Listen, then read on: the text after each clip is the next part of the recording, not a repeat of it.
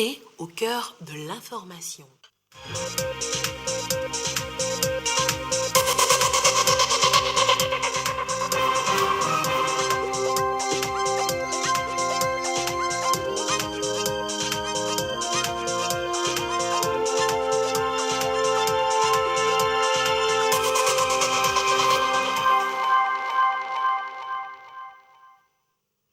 Il est l'heure du journal sur la télévision togolaise. Madame, Monsieur, bonsoir et voici les titres de cette édition. Le bilan sécuritaire du deuxième semestre de l'année 2021 est officiellement connu.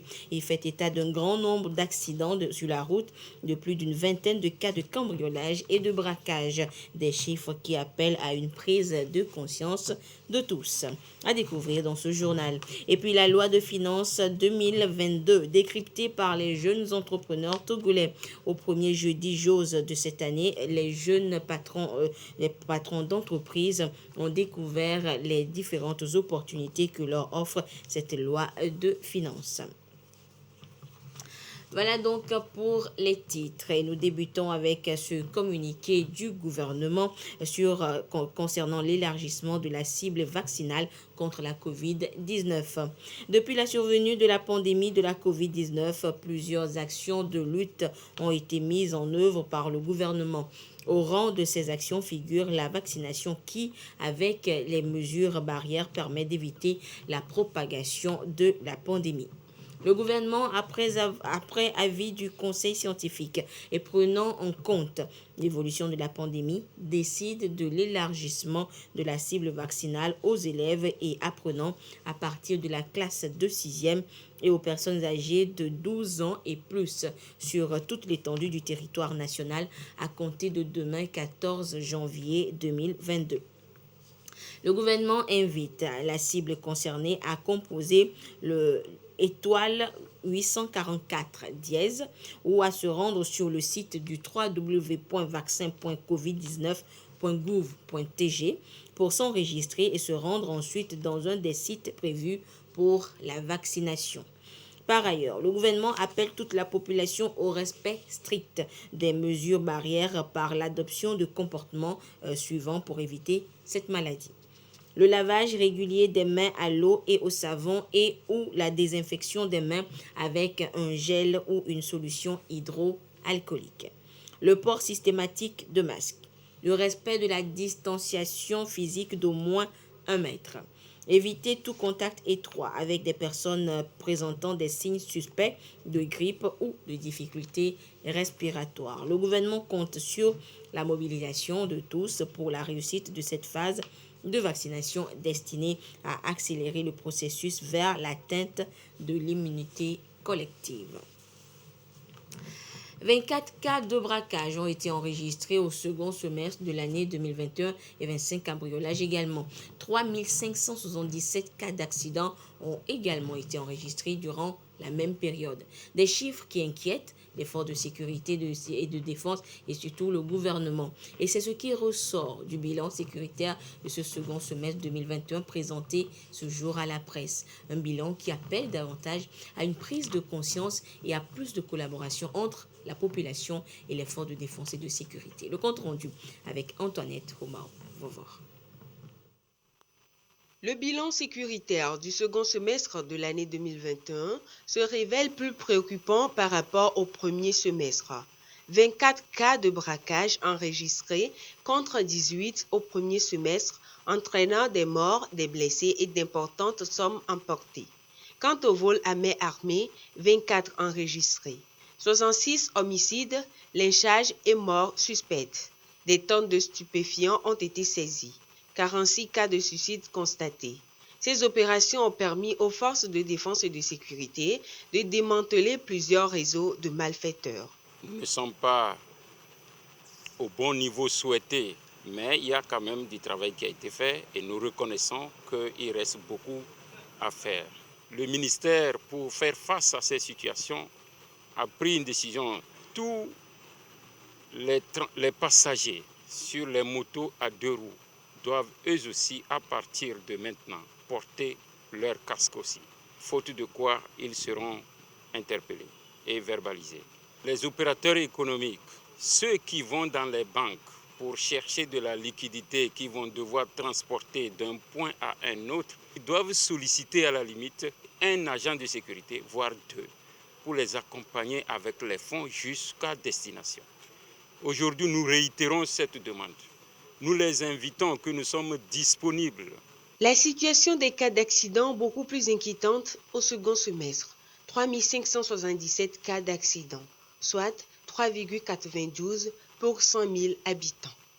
Une situation alarmante que le gouvernement veut renverser à tout prix. Ces chiffres restent élevés au regard de notre ambition, qui est de réduire de moitié le nombre d'accidents, de blessés, de tués sur les 5 ans à venir.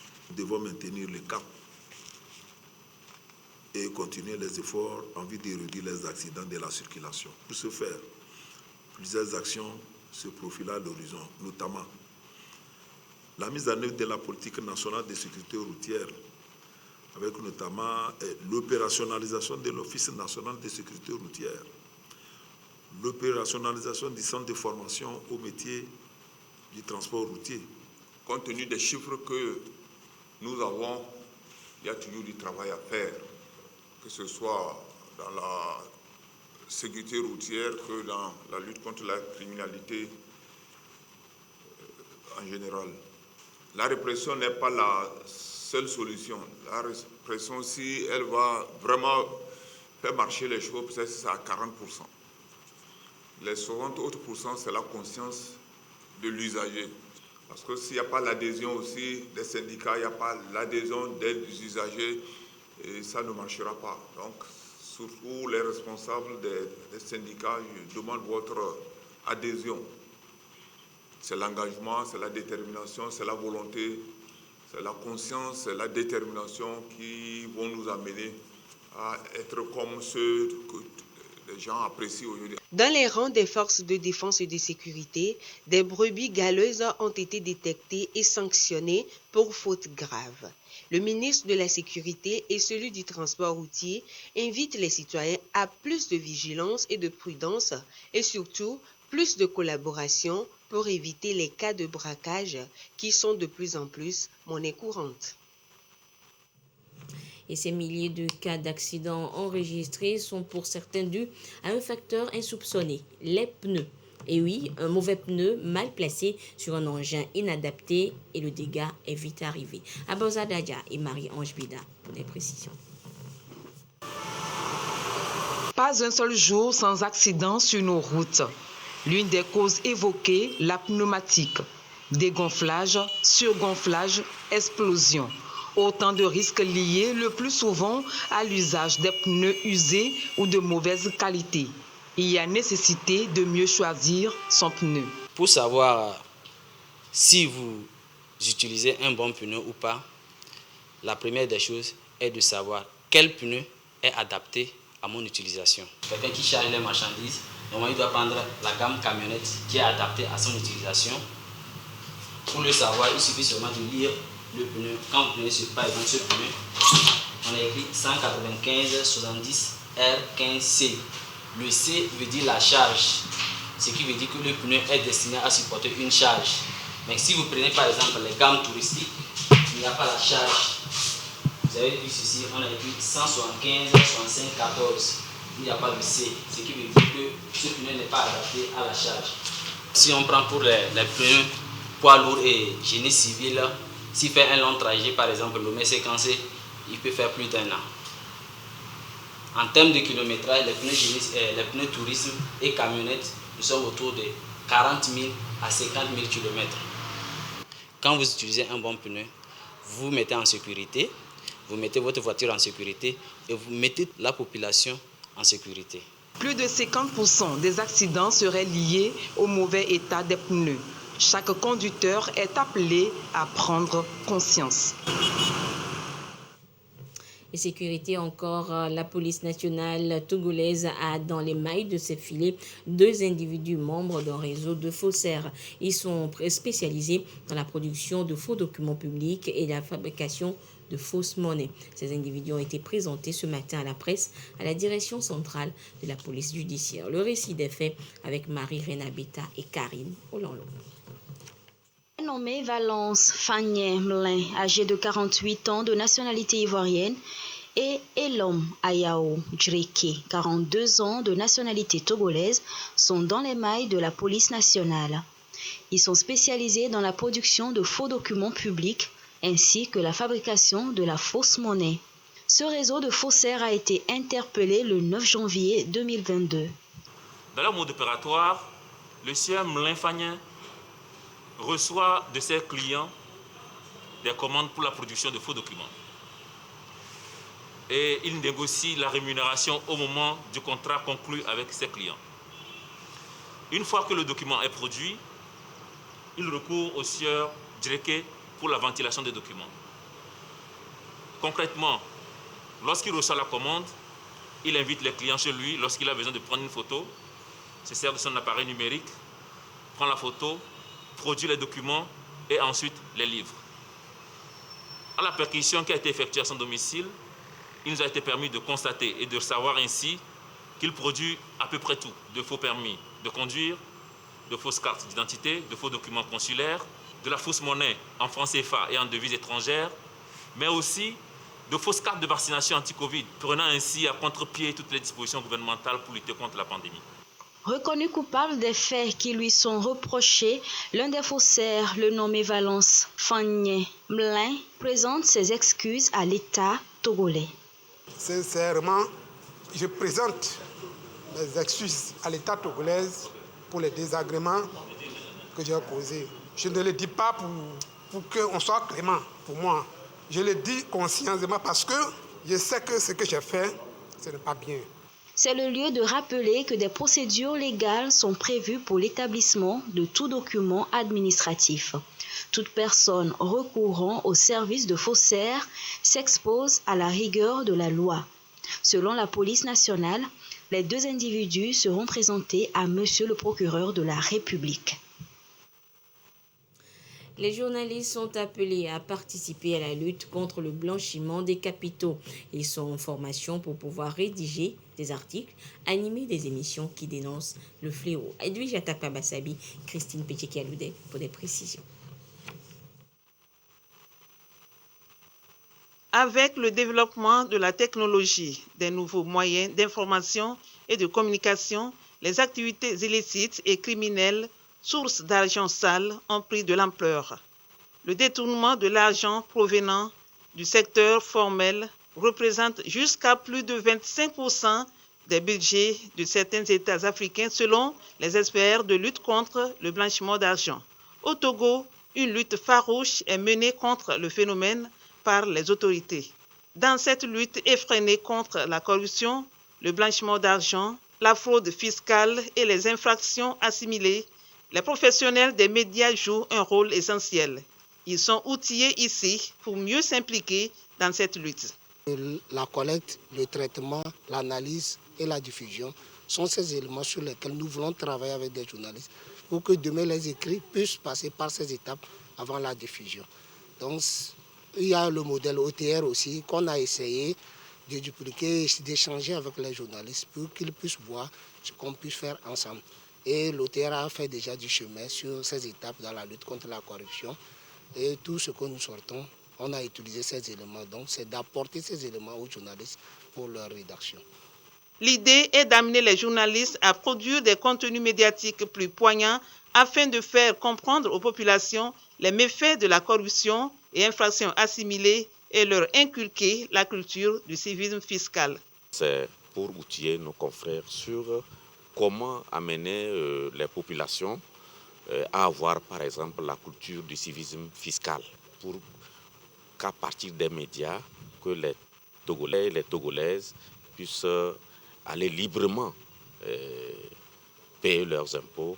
Et c'est ça qui peut aider le gouvernement à mobiliser des ressources nécessaires pour faire face aux nombreux défis qui s'imposent à lui. Leur contenu médiatique doit changer. C'est l'objectif. Il faut que dans nos écrits, qu'on sente que nous orientons nos écrits vers la lutte contre la corruption. Que les émissions interactives, j'insiste là-dessus, parce que certaines radios de l'intérieur ont commencé à le faire. Dans nos émissions interactives, il faut faire en sorte que les populations comprennent qu'il y a des choses qu'on peut faire sans contrepartie. En collaboration avec l'OTR, l'association Médias Togolais contre la corruption et le blanchiment d'argent, Métocob, veut à travers cette initiative vulgariser les actions préventives au sein des communautés. Premier jeudi jour de l'année 2022, cet après-midi, les jeunes patrons d'entreprise ont découvert la loi de finances 2022 et ses contours. Une occasion pour eux de cerner les dispositions qui y sont contenues et qui peuvent leur être favorables. Sandra Ziabi nous en dit plus. Les jeunes entrepreneurs se forment par rapport à la loi de finances 2022. En ce début d'année, ils sont appelés à bien définir leur stratégie pour mieux cadrer leur activité économique. Ceci en conformité avec les nouvelles lois en vigueur. Une invite du Fonds d'appui aux initiatives économiques des jeunes Fayèges pour mettre les entrepreneurs à l'abri de toute sanction. Avant de définir sa stratégie, il faut voir quelles sont les nouvelles dispositions que l'État a mis en place pour pouvoir cadrer les activités économiques. C'est une manière de les sensibiliser, déjà qu'ils puissent intégrer ces nouvelles dispositions dans leur positionnement ou bien dans leur activité, afin de ne pas tomber sous la pénalité des 50 000 francs pour les entreprises qui exercent mais qui ne sont pas formalisées vis-à-vis de l'OTR. Dans cette nouvelle loi de finances, 36 dispositions ont été modifiées pour permettre aux jeunes entrepreneurs togolais d'en tirer profit et faire prospérer leur entreprise. Il y a la progressivité, d'accord, de ce que nous appelons les revenus exceptionnels ou différés. Lorsque vous percevez ces revenus exceptionnels ou différés, vous avez la possibilité de faire échelonner leur imposition pour les 3 derniers exercices non prescrits. Alors qu'avec la loi de 2018, vous n'aviez pas cette possibilité. C'est le premier rendez-vous de jeudi jour de l'année et s'est déroulé à la fois en présentiel et en visioconférence pour toucher bon nombre de jeunes entrepreneurs sur le territoire national. Bientôt, un nouveau plan sectoriel de l'éducation revisé au Togo. Depuis hier, les acteurs du système éducatif débattent des différentes réalisations et difficultés rencontrées pour enfin présenter et élaborer un document qui prenne en compte tous les défis actuels.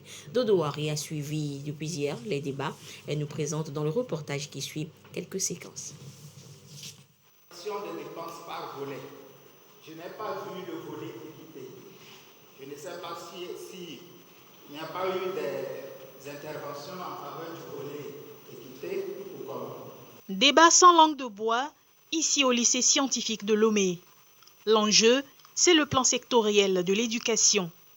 Les acteurs creusent jusqu'au fond pour sortir les différents mots qui minent le système éducatif. Posons-nous la question de savoir est-ce que tout ce que nous réalisons en termes de compétences techniques, quelle est la part de ceux qui sortent du système éducatif et quelle est la part de ceux qui sortent de cette couche-là qu'on a éjectée qui se retrouvent dans le secteur informel. Il était plutôt bien que nous puissions penser à développer des personnes qui produisent des biens, à les rattraper en cours d'emploi, les alphabétiser et sélectionner des gens qui puissent aller se faire former.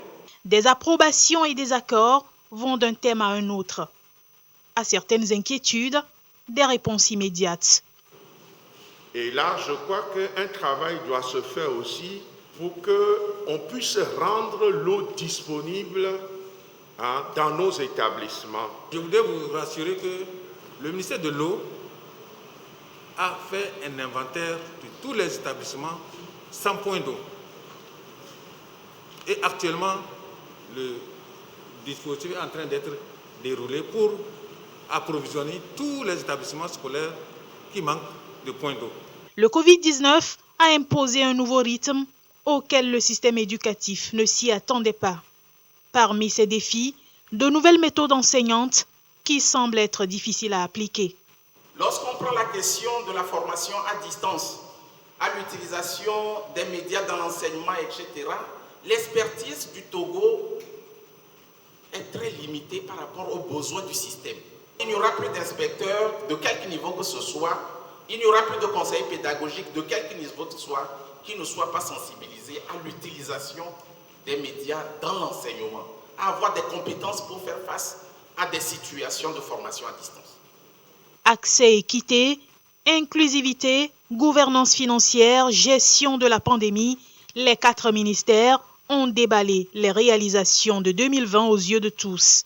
Des avancées, mais aussi d'importants défis à relever. Ils ont montré comment les efforts ont été fournis pour assurer l'équité dans le système. Et au niveau du pilotage, c'est de rendre compte de la gestion financière qui s'est faite au sein de chaque sous-secteur dans le système éducatif. Et c'est très important de présenter les réalisations selon ces aspects définis préalablement par le PSE. L'un des défis qui se retrouve pratiquement dans tous les secteurs, c'est l'adaptation aux TIC. Il faut inviter la mise en application de ces TIC-là pour faire face donc à la pandémie, Covid, qui menace tous les secteurs. Il y a eu également le volet inclusif qui a été très abordé, qui voudrait que désormais, alors dans chaque secteur, cet aspect soit pris en compte. La scolarisation de la jeune fille et plus précisément le cas des grossesses en milieu scolaire reste un problème très récurrent au niveau du Togo, de l'éducation de notre pays. Le fait que la pandémie a entraîné la fermeture des établissements et que les filles soient à la maison a encore aggravé la situation et ça a fait que les nombres ont augmenté, les taux ont augmenté. La plupart des filles sont restées à la maison parce qu'elles sont enceintes. Il y en a qui ont pris les chemins des aventures. Cela nous interpelle vivement. La vision est en tout cas commune, mettre à la disposition du Togo un système éducatif performant et beaucoup plus résilient. Et après 2 ans à la maison pour cause de crise sanitaire, justement, les élèves ougandais reprennent enfin le chemin des classes. Le pays bat le record de la plus longue période de suspension de l'école depuis le début de la pandémie de la Covid-19.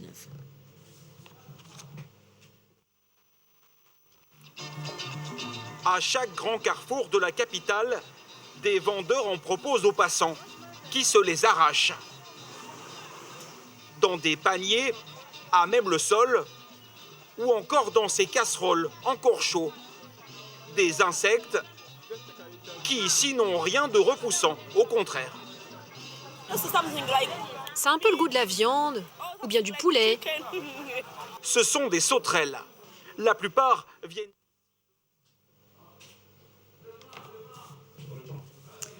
Quelques soucis techniques, donc je vous disais donc que l'éducation et l'actualité éducative toujours, et après 2 ans à la maison pour cause de crise sanitaire, les élèves ougandais reprennent enfin le chemin des classes et le pays bat ainsi le record, le triste record de la plus longue période de suspension des cours depuis le début de la pandémie de la Covid-19.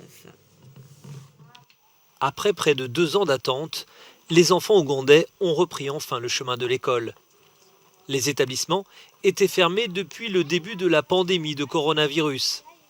Les élèves ont repris ainsi leurs bonnes habitudes pour aller retrouver leurs camarades et professeurs qu'ils avaient quittés lors de la première vague de Covid-19 en mars 2020. Une bonne nouvelle pour les enfants, mais aussi pour les parents. Imaginez, cela fait quand même 2 ans qu'ils ne sont pas allés à l'école, explique ce père de 4 enfants. Ils vont pouvoir retrouver ainsi leurs amis. Ils leur ont tellement manqué.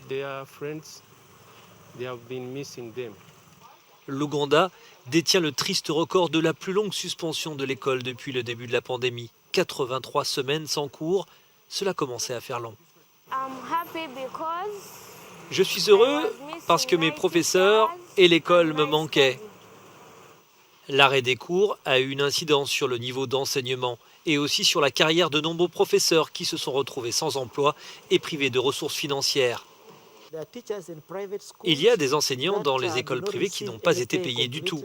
Et d'autres ont peut-être même abandonné la profession, assure le directeur adjoint de l'école primaire de Nakasero. Il va falloir pallier à ce manque et combler le retard pris par les élèves. Pour cela, nous aurons besoin de l'aide du gouvernement. Les 10 millions d'élèves du primaire et du secondaire appelés à faire leur entrée vont reprendre leur cursus dans la classe supérieure. Restera alors aux professeurs à adapter leur enseignement et à redonner le goût de l'apprentissage aux jeunes élèves ougandais.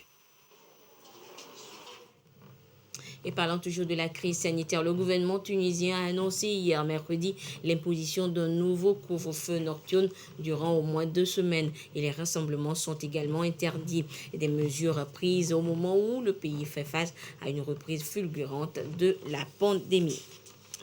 L'état des droits de l'homme dans une centaine de pays dans le monde est désastreux. C'est ce que révèle le bilan annuel de Human Rights Watch publié ce jeudi à New York.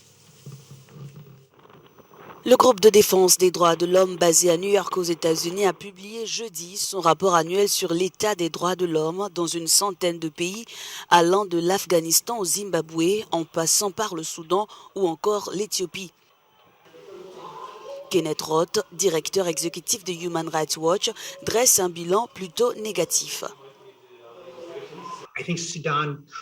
Je pense que le Soudan pourrait aller dans cette direction, ce n'est pas encore clair. Mais vous savez, l'armée soudanaise n'a pas voulu utiliser les massacres à grande échelle que la junte du Myanmar a fait. Mais il y a un danger à s'engager dans cette voie. Je pense donc que nous devons surveiller cela de très près.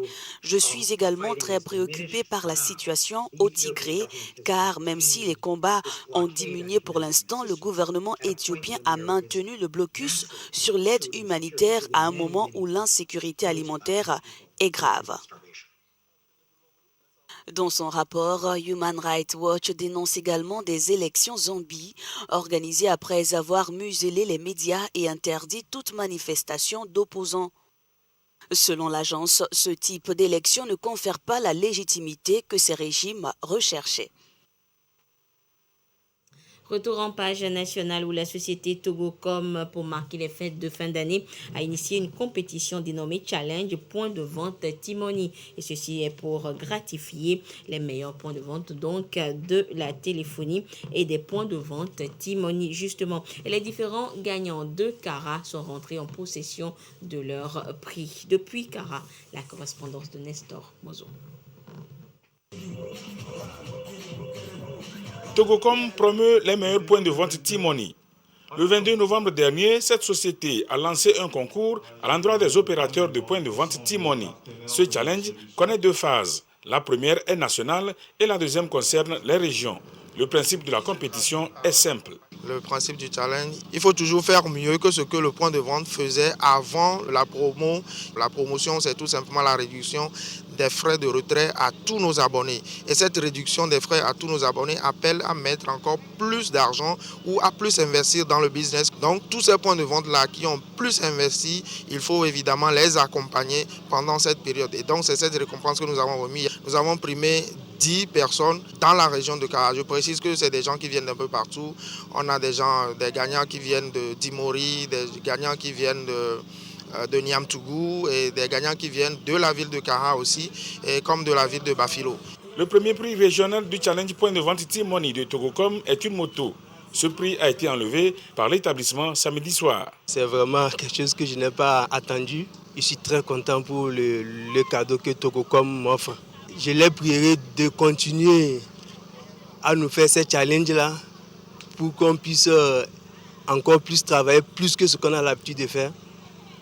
Parce que quand il y a un enjeu en cours, chacun essaie de faire le maximum de ce qu'il peut faire, juste pour pouvoir apporter le cadeau. Je suis très content. En dehors de la moto, les autres prix sont constitués du cash. 3 opérateurs ont été gratifiés de 300 000 francs chacun. Je viens de gagner 300 000 francs. Je suis très émerveillée, je manque de mots. Vraiment, merci à Togocom pour ces initiatives qu'ils font pour nous. C'était une joie pour nous d'accompagner T-Money pour aider aussi les clients à faire les dépôts ou bien envoyer de l'argent à leurs proches.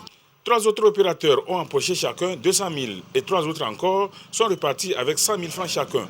Le concours Point de vente T-Money a été initié par la société Togocom à l'occasion de sa promotion cadeau des fêtes de fin d'année à l'endroit de ses clients.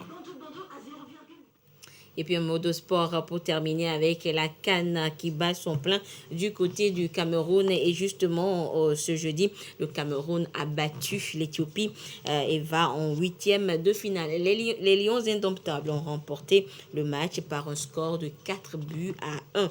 Et en second match, le Burkina Faso a battu le Cap-Vert par 1-0. Et le Burkina Faso se place ainsi derrière le Cameroun et la course au 8e de finale est rebattue dans le groupe A. Le rendez-vous est pris pour demain à 13h pour le premier match de la journée. Il s'agit du Sénégal contre la Guinée. Et voilà, ainsi se referme cette édition. Merci de votre fidélité à la télévision togolaise et merci notamment à tous ceux qui nous ont suivis du côté de Douala au Cameroun. Au revoir.